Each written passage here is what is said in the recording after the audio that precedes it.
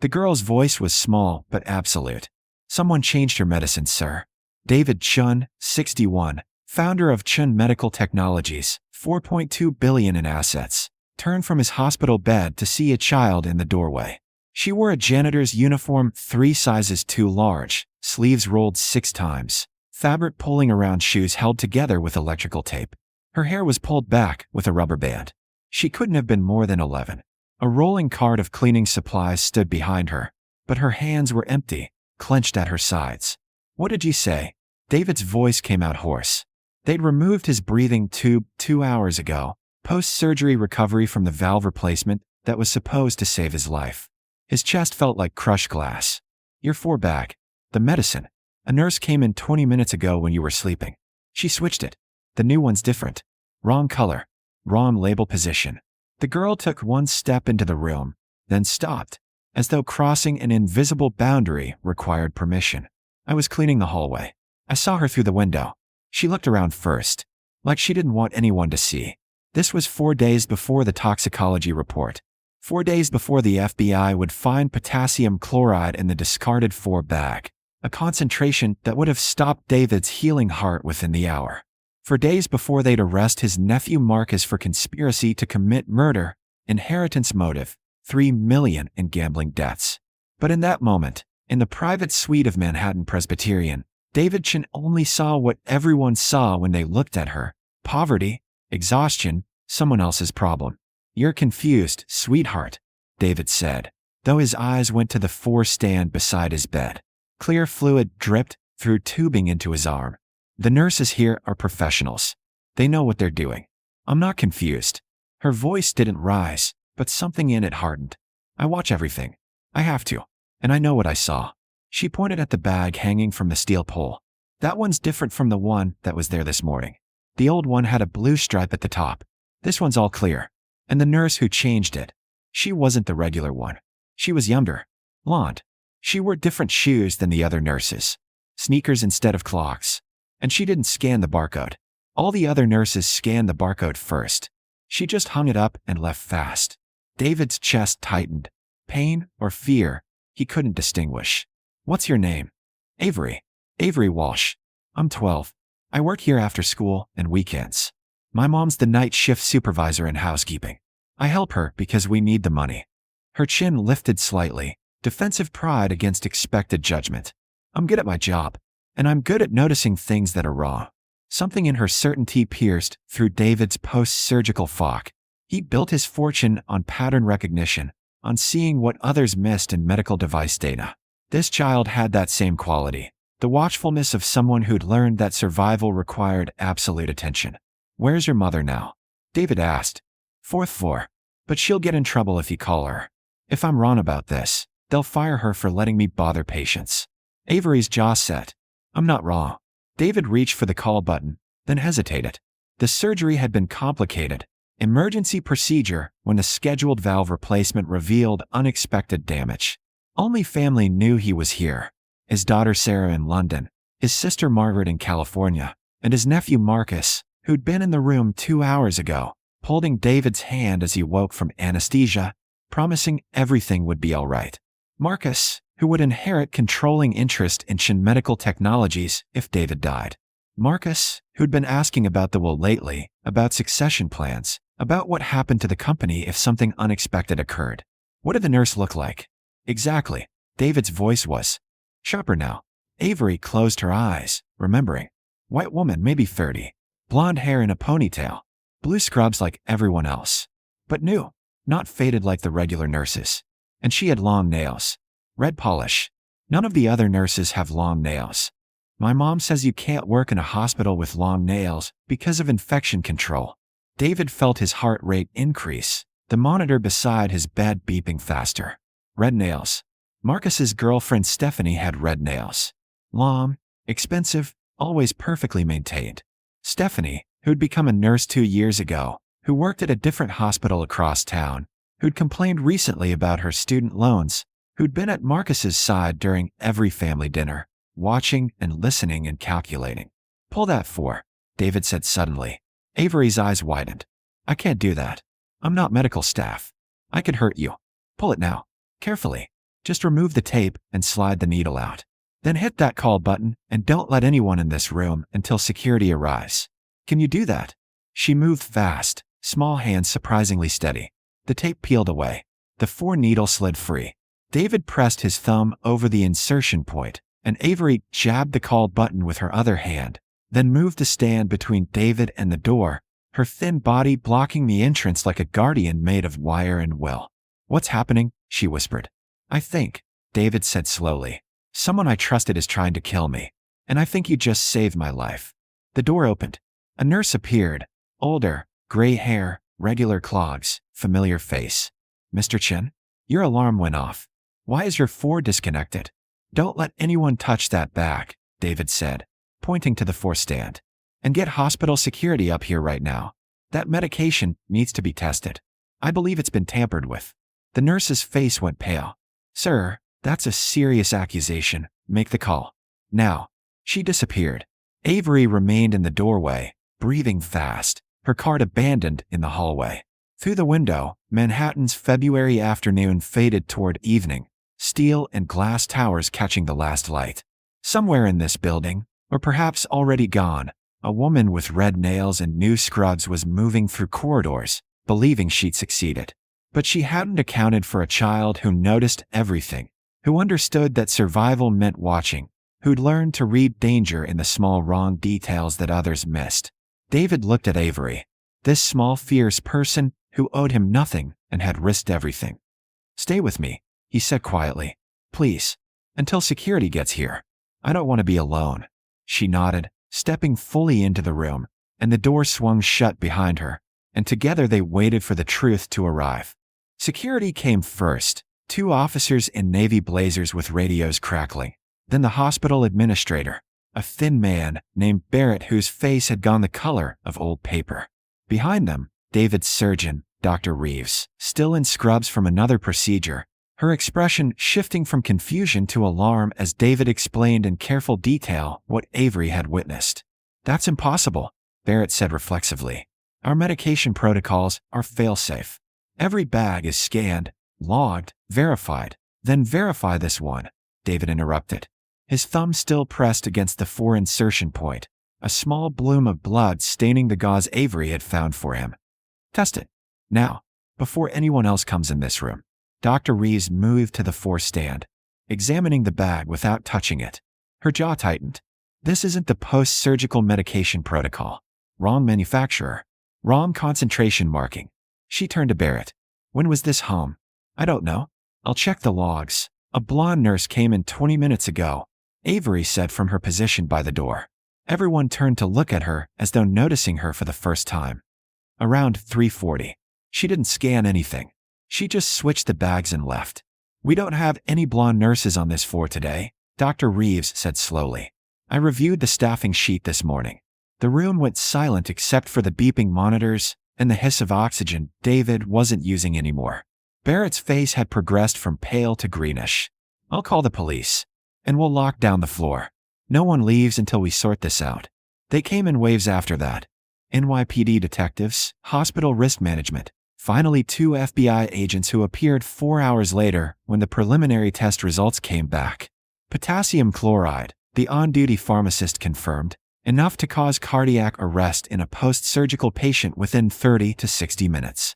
The 4 bag went into evidence. The security footage was pulled. David watched it on a laptop an FBI agent brought to his bedside. A woman in scrubs, blonde ponytail, face partially obscured by a surgical mask, entering his room at 3:43 p.m. while he slept. She moved with purpose, no hesitation, switching the 4 bags in 12 seconds, glancing once toward the door, then leaving. The angle never caught her face fully, but when she pushed her hair back with one hand, the gesture was familiar. David had seen it across dinner tables, at company events, every time Stephanie thought no one was watching. "Do you recognize her?" the lead FBI agent asked. Her name was Torres, early 40s, eyes that missed nothing. "My nephew's girlfriend. Stephanie Marsh. She's a nurse. Works at Lenox Hill Hospital." "Why would she want to hurt you?" David closed his eyes briefly. "My nephew Marcus is my closest living relative besides my daughter.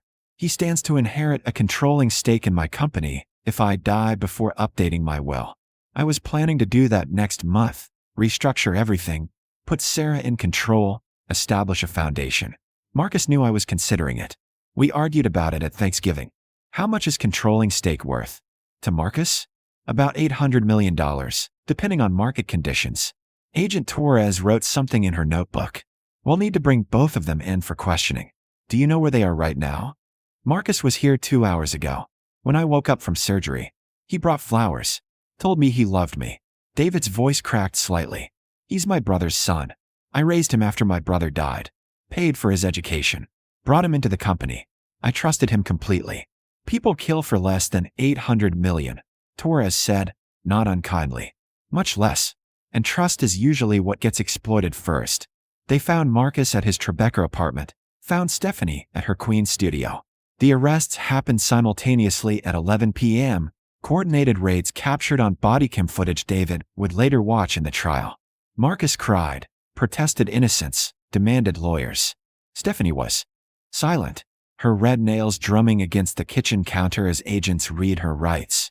Her face composed except for her eyes, which showed nothing but cold calculation interrupted. In Marcus's apartment, they found emails, encrypted, but not well, discussing dosage and timing and how much potassium it would take. In Stephanie's apartment, they found the scrubs she'd worn, the blonde wig in a shopping bag, receipts from a medical supply store for items she shouldn't have needed, and text messages, dozens of them, planning a future that required David Chen to die first. Just a few more weeks, Marcus had written 3 days ago. Then everything changes. The trial would come later. Attempted murder, conspiracy, fraud. Both would receive 20-year sentences.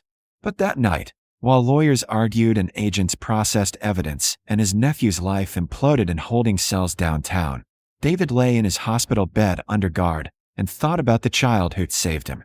Avery had been interviewed separately, gently, by a detective who specialized in working with minors. Then she'd been sent home with her mother, a tired woman in her 50s who'd worked at the hospital for 16 years and hadn't known her daughter was spending shifts watching everything, learning patterns, keeping them both safe through observation and memory. At midnight, David asked Agent Torres how to find them. She hesitated, then wrote an address on a hospital prescription pad. Queensbridge Houses, Building C, but maybe wait until tomorrow. The kid's been through enough today. David didn't wait. At 1 a.m., with Dr. Reeves's reluctant permission and 2 FBI agents as escorts, he signed himself out AMA, against medical advice, and had his driver bring the car around. The drive to Queensbridge took 40 minutes through empty streets, Manhattan giving way to Queens, glass towers replaced by public housing blocks. The same city, but different countries of possibility. Building C smelled like old cooking and industrial cleaner. The elevator was broken. David climbed 4 flights of stairs, his chest screaming, his FBI shadows hovering anxiously. Apartment 4F had a door that didn't quite fit its frame. He knocked. Avery's mother answered, eyes widening. Mr. Chen? What are you? You should be in the hospital. Is everything? I'm fine. Because of your daughter. Is she awake? It's 1 in the morning. I know. I'm sorry. But I need to talk to her. Just for a moment. The mother hesitated, then stepped aside. The apartment was tiny, 1 bedroom, David guessed, maybe 600 square feet, furniture worn but clean, children's drawings on the refrigerator alongside a work schedule covered in highlighting. Avery appeared from behind a curtained doorway, wearing pajamas too small for her, eyes still alert despite the hour. You left the hospital, she said. You're supposed to rest for 3 days. I'll rest when I'm done being stubborn, David replied. Can we talk? They sat at a kitchen table with 1 wobbly leg. Avery's mother made tea with nervous hands. The FBI agents waited in the hallway, and David Chen, one of the world's richest men, faced a 12-year-old girl across a scarred laminate surface and tried to find words for what he needed to say. You saved my life today. You saw something wrong, and instead of ignoring it, instead of staying safe and silent, you spoke up. You warned a stranger. You put yourself at risk. He paused, studying his voice. I want to know why. Avery stirred her tea slowly. My dad died in this hospital. 3 years ago. Heart attack in the ER. They tried to help him, but it was too late. The nurses were kind about it. They let me sit with him until the end. She looked up, eyes dry but distant. I learned that day that hospitals are where people live or die based on small things. Right medicine, wrong medicine. Fast response, slow response. Someone paying attention or someone missing the detail that matters. She set down her spoon. I pay attention now. Always. Because maybe if someone had been watching my dad closer, or faster, or better, he'd still be here. David felt something crack open in his chest, sharp and clarifying. I'm sorry about your father. Me too. Avery's voice was steady. But I'm glad you're not dead. That would have been worse. Why worse? Because I could stop it. And if I didn't, that would have been my choice. And I'd have to know forever that I let someone die when I could have helped. She shrugged, a gesture too old for her age. My dad taught me that the only thing that matters is what you do when it costs you something. Being good when it's easy doesn't count. David sat back, studying this small person with her too big wisdom and her vigilant heart. Outside, Queens stretched into winter darkness. Thousands of apartments full of people working 3 jobs and raising children and surviving in ways billionaires never had to understand. But here, in this moment, he understood something essential. I want to help you, he said. You and your mother. I want to set up a trust fund for your education. Any school you want, any degree, completely covered. I want to make sure you never have to work in a hospital hallway again unless you choose to. And I want to hire your mother in my company's corporate offices, better position, better salary, real security. He paused. This isn't payment. You can't pay someone for saving your life. But I want you to have choices you don't have now. Will you let me do that? Avery looked at her mother, who'd gone very still. Is this real? It's real, David said. I promise you it's real. The mother started crying, quiet tears that spoke of years holding too much weight. Avery reached over and took her hand, and David saw in that gesture every reason he'd survive today. Every justification for believing the world could be better than it was. Okay, Avery said finally. Okay, thank you. David drove back to Manhattan as dawn broke, the city waking in shades of gold, and thought about the boy he'd raised who tried to kill him, and the girl he'd just met who'd saved him, and the strange mathematics of family that had nothing to do with blood and everything to do with courage when it mattered most. The trial lasted 6 weeks. David attended every day the doctors allowed, sitting in the gallery with his daughter Sarah, who had flown in from London and refused to leave his side. They watched as prosecutors built their case with emails and text messages and medical records. Watched as Marcus's expensive lawyers tried to create reasonable doubt where none existed. Watched as Stephanie testified in her own defense with cold composure that impressed no one. The jury deliberated for 4 hours. Guilty on all counts. 20 years each, possibility of parole in 15. Marcus broke down when they read the verdict, finally crying with what might have been genuine remorse or might have been grief for his lost future. David felt nothing but exhausted sadness, the particular emptiness that came from trust betrayed. But the trial was footnote to the real story, the one that unfolded over the following year in quieter ways. Avery's mother, Eleanor Walsh, started at Chen Medical Technologies in April as a facilities operations coordinator, a position David's HR department created specifically for her skills and experience. The salary was $78,000, with benefits and retirement matching. She cried in David's office when she got the offer letter, and he'd had to assure her 3 times it wasn't charity, that the company needed someone who understood institutional operations from the ground up. You've been managing hospital housekeeping for 16 years, David had said. You know how systems work and where they fail. That's valuable knowledge. I'm lucky to have you. Avery enrolled in a private academy in Manhattan that fall, 8th grade, scholarship in David's name that would follow her through high school and into whatever college she chose. Her teachers reported that she was brilliant but quiet, watchful, the kind of student who understood context before content, who saw connections others missed. David visited them often, monthly dinners that became weekly, then standing Sunday evening meals that Sarah joined when she was in town. The trust fund he'd established for Avery was substantial but structured, accessible for education and essential needs, full control at 25, enough to ensure security, but not enough to remove motivation. He'd seen what inherited wealth without purpose did to people. He wouldn't do that to her. You're being careful, Sarah observed one evening in August, the two of them in David's study while Avery and Eleanor were in the kitchen, teaching David's new chef how to make Eleanor's mother's dumpling recipe. Generous, but boundaried. That's not how you were with Marcus. David set down the medical journal he'd been pretending to read. Marcus was family. I thought that meant unconditional support.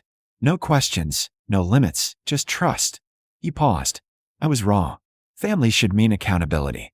It should mean teaching people to earn things, to understand consequences, to develop their own strength instead of depending on mine.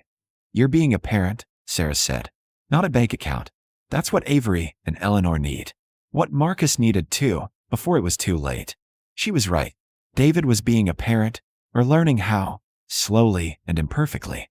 He attended Avery's school events, helped with homework and subjects he'd forgotten decades ago, taught her about business when she asked questions, learned to cook basic meals alongside her, funded a college savings account, but made her contribute her own small amounts so she understood the principle of investment. He learned about her too, gradually, through observation and careful conversation.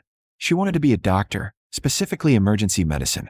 She volunteered at a free clinic in her neighborhood, shadowing nurses, learning triage, studying human behavior under stress. She was still watchful, still noticing everything, but the vigilance was channeled now toward healing instead of just survival. Why emergency medicine? David asked one Sunday evening in October. They were walking through Central Park, fall color blazing around them, the city soft with seasonal change. Because that's where the small details matter most, Avery said. Where one thing noticed or missed can make the difference. Where being observant saves lives. She glanced at him. Like with you. If I'd missed what that nurse was doing, or if I'd been too scared to say something, you'd be dead. And Marcus would have his money, and Stephanie would have gotten away with it. And some other person would be running your company, making different choices about medical technology and helping people. You think my company helps people? I researched it. Your cardiac devices have a 94% success rate. That's 12% higher than the previous industry standard. So yes, your company helps people. Which means keeping you alive helped more people than just you. She shrugged. I'm good at the math of consequences. I always have been. David felt pride swell in his chest, sharp and unexpected. You're going to be an extraordinary doctor. I know, Avery said simply. That's why I'm going to work so hard at it. The one-year anniversary of the incident fell on a Tuesday in February. David marked it privately, then drove to Queensbridge to pick up Avery and Eleanor for dinner at his townhouse. He bought the Shaker Heights mansion after the divorce, downsized to something more manageable, more real. Sarah was visiting, and she'd cooked, and the four of them sat around a table that felt like family despite no blood shared between them. I've been thinking, David said when they'd finished eating and moved to the living room. Tea and coffee distributed, the evening settling into comfortable quiet. About what happens next. To the company, to my estate, to the future I'm planning. Sarah looked up, interested. Eleanor's face showed polite attention. But Avery went very still, the way she did when she was listening with complete focus. Sarah is taking over operational control of Chen Medical Technologies next quarter, David continued. That's been decided and announced. But I want to establish something new alongside it. A foundation focused on medical education access for underprivileged students. Scholarships, mentorship programs, pipeline development from high school through medical school. He looked at Avery. I'd like you to help design it. Not now. You're 13. You have your own education to focus on. But in college, if you're interested, I want you involved in building something that gives other kids opportunities based on merit and determination instead of wealth. Avery's eyes widened. Why me? Because you understand both worlds. You know what it's like to be brilliant and overlooked, to have to work twice as hard for half the recognition. And you have the instincts to spot people like yourself, people who notice things, who care enough to speak up, who have potential that just needs support to flourish. David paused. You saved my life by being exactly who you are. I want to help create systems that reward who people are instead of what they have. That's a good thing to build, Avery said quietly. I'd like to help with that. They talked late into the evening, planning a future that felt suddenly possible, suddenly real. Sarah contributed ideas about structure and oversight. Eleanor talked about barriers she'd faced trying to advance in hospital work without a college degree. Avery listened and asked questions and saw patterns in what they were describing, The same watchful intelligence that had saved David's life now applied to saving others. When Eleanor and Avery finally left, near midnight, David stood at his door watching them walk to the car he'd insisted on providing. Safe, reliable, no more buses in winter. Sarah appeared beside him, her hand finding his shoulder. "You did good, Dad," she said softly. "With them, with all of this." "I almost died because I trusted the wrong person completely," David replied. "And I live because I listened to the right person despite every reason not to. That's not wisdom. That's just luck." "No," Sarah corrected. "Luck was having Avery there. Wisdom was believing her. That was a choice you made. And everything after, helping them, learning from her, changing how you think about family and trust and legacy, that's all choice too. You could have just written a check and walked away. You didn't." David thought about that as Sarah went upstairs, as he locked the doors and turned off lights and prepared for sleep. She was right. The choices after survival mattered as much as survival itself. Marcus had chosen greed and betrayal. David had chosen trust and effort and the slow, difficult work of becoming better. In his study, he looked at the photograph on his desk, taken last month, the four of them at Thanksgiving. Avery laughing at something Sarah had said, Eleanor smiling beside her daughter, David in the background watching them with an expression of contentment he'd never known he was capable of achieving. A family built not from obligation, but from choice. From crisis, transformed into connection. His phone buzzed. A text from Avery. "Thank you for dinner. And for everything else. I won't let you down." David typed back. "You never could. Sleep well." Outside, Manhattan stretched into winter darkness, indifferent and cold.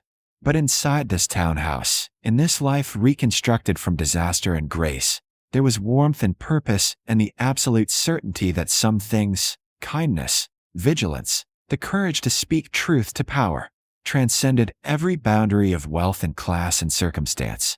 David Chen would live another 20 years, long enough to see Avery graduate medical school at the top of her class, to watch her complete her emergency medicine residency, to help cut the ribbon on the first Chen Foundation Medical Scholarship Center. Long enough to walk Eleanor through her last day of work before retirement, 40 years of service across 2 institutions, her life transformed by one decision to raise a daughter who noticed everything.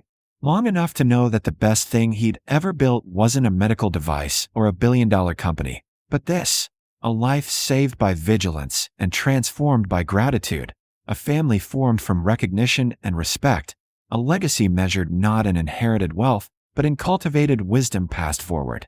The story could have ended in that hospital room.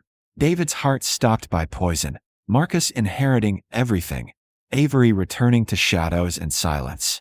But instead, a 12-year-old girl with 2 big uniforms and acute observation skills spoke up when it mattered most, and a billionaire who'd lost his way through trust misplaced found his purpose through trust earned, and together they built something neither could have created alone.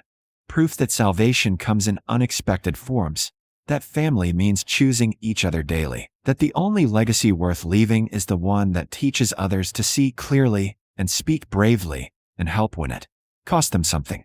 In the end, that was everything. In the end, that was enough.